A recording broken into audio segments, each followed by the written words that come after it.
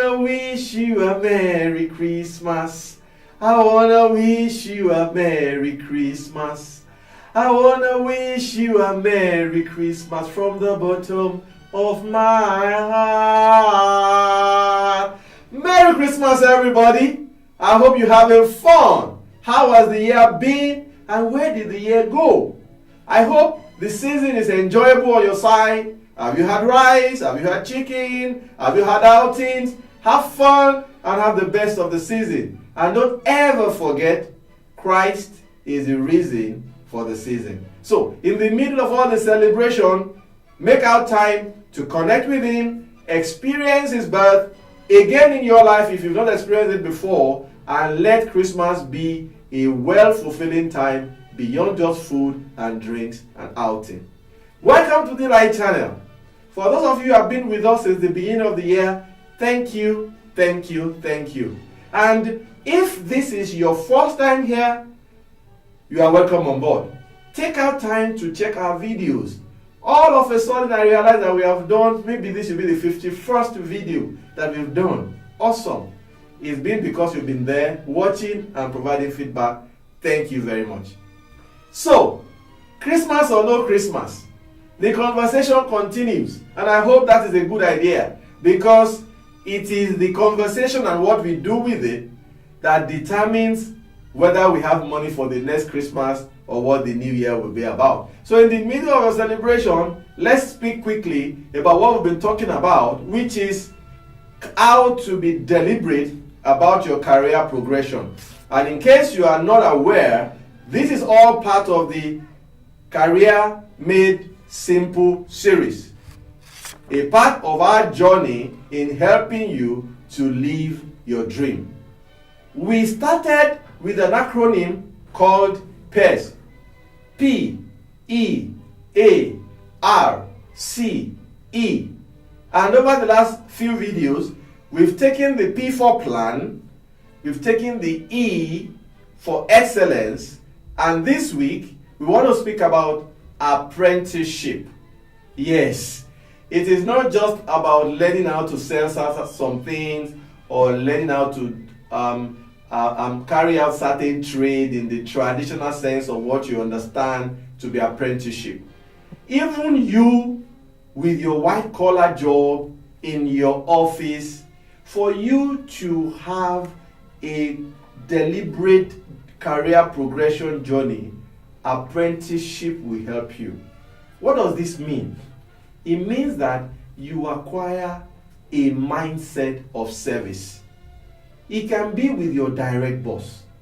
It can be with a boss in the direction that you want to travel. It can be with somebody in your field where you turn yourself into a deliberate servant. Usually this thing is not random. It will require you walk up to that person and let the person know that the role that you have now or the journey that your career has gone is similar to what I would like to go, or I would like to learn some things about how you have gotten to where you are. And you offer yourself. This is very tied to the volunteering I spoke about. The difference is that this is more structured. Now, what will happen when you become an apprentice? It means that that man, that woman, that boss is deliberate in watching out for you. If you do it well and you find the right master, you will be shared, articles will be shared with you, documents will be shared with you.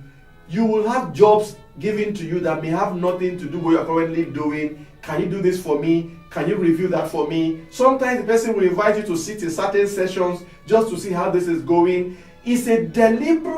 It's one of the most effective way of moving in your career journey, particularly if you are lucky to have a good master within your organization. The person may not even be your direct boss right now, but somebody watching out for you, deliberately helping and guiding you in moving you to that direction makes a world of difference in your career. So, what do you need to do about this? Find a master. Find a master. And in being an apprentice, remember, for you to do it very well, it requires you surrendering to that person. Because nobody will involve you in what they are doing when they can do it themselves. It's only when they are under pressure, which may many times coincide with you also being under pressure. So it means you are ready to be stressed, you are ready to be pushed. It is by making yourself available and availing yourself of that opportunity that you are able to acquire the required skills and the required exposure and the required guidance that leads you step by step on your journey track. That is speaking to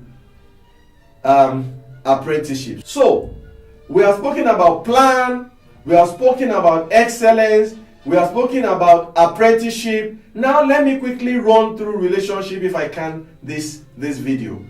Relationship says that you must not be a cantankerous person. You must not be somebody who rubs off negatively on people. Are you always quarreling with people? Are you somebody that nobody wants to come to unless they don't have any option? Will people rather do what you would have done for them by themselves because they know that you are a bag of problem? There is no way you can have that kind of career journey you want, no matter how skilled you are. There is no way you can have that kind of career journey you desire if you cannot build positive, healthy, and warm relationship with everybody, with your boss, with your peers, with your subordinates. Therefore, you have to be deliberate about your relationships.